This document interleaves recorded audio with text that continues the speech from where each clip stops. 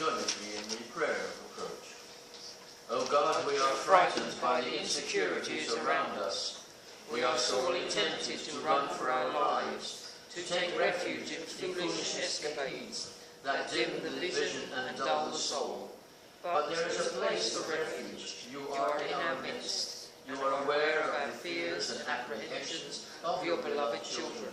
You may not rid us of our fears, but you do promise to help us face them, and to use them as stepping stones to faith, drawing us closer to you.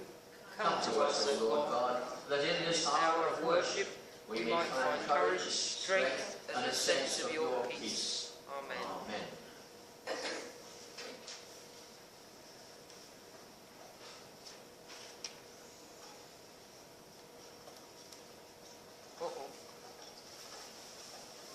Time to get up.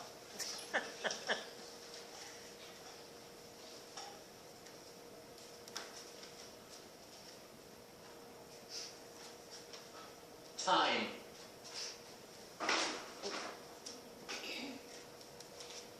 And I'm afraid it's our enemy, for it controls us. It is said that nothing is a waste of time if we use the experience wisely. All right. How do we use experiences wisely? By stopping, I suppose, and thinking about what we're doing with that time. Omar Khayyam wrote, "The moving finger writes, and having writ moves on. All thy piety nor thy wit can lure it back to cancel half a line, or thy tears erase a word of it." Leads us to ponder our actions. Whatever we do in our life is our responsibility and cannot be changed. We make a mistake, all right? And we do make mistakes. That's part of life, that's part of living. But the wise man, the wise woman, learns from the mistakes so they don't make it again. And therefore it becomes a stepping stone to having a greater control over one's life. Today, life moves at a faster pace than it did in our parents' day, and definitely faster than at the time of our grandparents' era. A response within 3 or 4 days during our parents' time was acceptable and expected. Today, we are pressured even far beyond our own control because of the society in which we live. Technologically, we were told that this technology of today was going to give us more time to do what we wanted. It would release us from some of the less obvious problems that we had, because we could deal with them more quickly, therefore put them to one side. But the trouble is, it didn't work that way, and doesn't work that way. We find instead that the 3 days that we gave in responding to somebody before is no longer acceptable. You get an email, comes in. What do? Sit down and answer it immediately. I have a little argument with my best beloved. She's on this machine, she's doing this, and I'm watching the television or I'm reading a book or something like that. She says, "Oh," she says, "you have an email." Okay. I get around to looking at it when I'm good and ready. Sometimes I forget. She says, "You had an email yesterday." Oh, so? It's still there. I can go and get it. So, to pacify the turbulent situation that might arise, I go and I deal with it. But I deal with it with an annoyance, because I don't like to be controlled by something else. I like to be in control. I like be able to do what I want to do when I want to do it. Not pushed into something because somebody else thinks you should do it right away. The only other alternative there is my dear sister from England who, as I said to you before many times, emails on a Monday, and if I don't get something back on a Tuesday, I get a telephone call from England. Are you all right? So I respond usually within the same day that I get her email. Maybe late in the afternoon or even early evening, and I know she'll be in bed at that time, but she will have received the email before she has to reach for the telephone. A man had a checkup, and then went to see his doctor to get the results. The doctor says, "I am sorry," he says, "but I have some bad news and some worse news." Bad news and worse news, said the patient. "What do you want to hear first?" the doctor asked.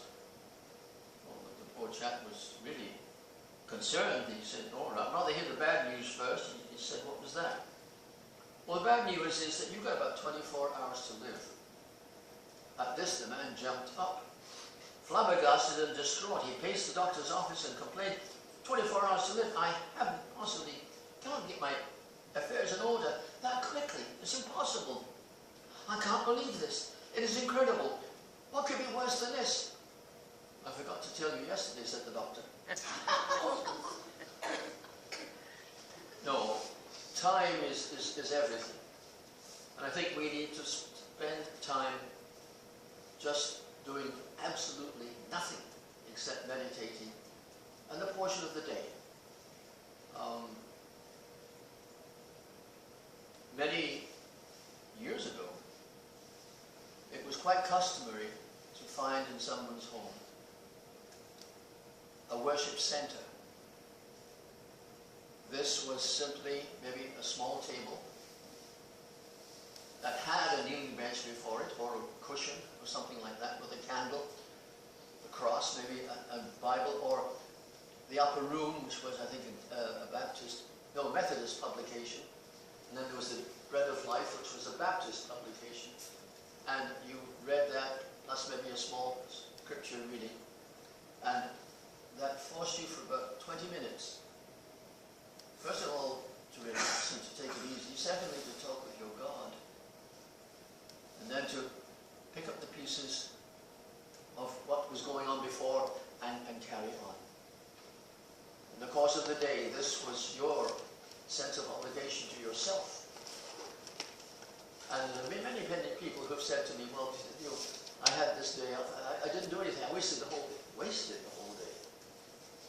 The fact that you had that day off, you was able to rest and relax, is a good thing. You heard the old example of the wooden box. And in this wooden box, you filled it with cannonballs. Not that you can find many of those around today, but there were cannonballs in the box.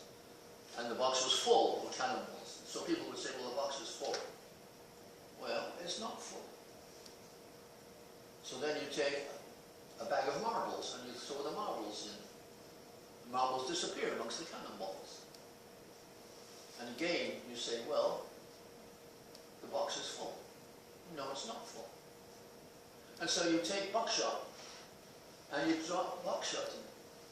And the buckshot fills up the holes. And you say, "Well, now the box is full." No, still not full. So you take sand and you pour sand all over it. And the box gets full of the sand. You say, "Well, now it's full." So then you reach for the water jug and you pour water. And then when the water comes to the top of the box, you say, "Now the box is full." It is what we do with those little extra minutes that makes the difference in the course of our day. To be able to just sit and relax, even for a few minutes, is a good thing. I do that definitely on a Sunday morning because I'm up so early.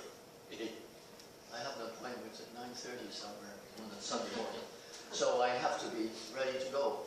But I get up at 6, and then at 7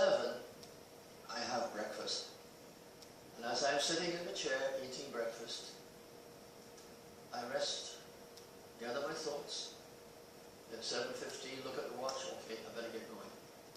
And I think if we did this each day, and I imagine you do that yourselves, but not necessarily every day. And I think this is something I need to do every day as well. Those few moments with thoughts and with our Lord makes all that difference. The insurance agent received a phone call from an excited woman. I want to insure my house, she says. Can I do it by phone? I'm sorry, said the man, but I have to see it first. Well, then you better get here right away because my house is on fire. So today, you and I face a pressure that our parents didn't face. Pressure of time to act now, act immediately. And from what I see over the television ads, it's even faster and faster and faster and faster. The body can't keep up with that. I don't care what anybody says, you can't keep up with that. You have to take the time to rest. Otherwise you'll be getting pills, and more pills on top of that to try to calm you down. There has to be this balance between the work and the play and the sense of calmness. This is what is not happening, is the calmness. I've heard of people who go on holidays. They work hard all year and they deserve the holiday, they deserve the break. But what happens when they come back? They're exhausted. I had a great time, but I'm so worn out. So I leave it with you to decide what you're going to do. We want to be around a little bit longer, you and I. So we have to find the time to be able to balance the work, balance the play, balance that time with our Lord, and talk to Him on a regular basis, every day, letting Him know what's going on and asking guidance so that we can face the challenges that are upon us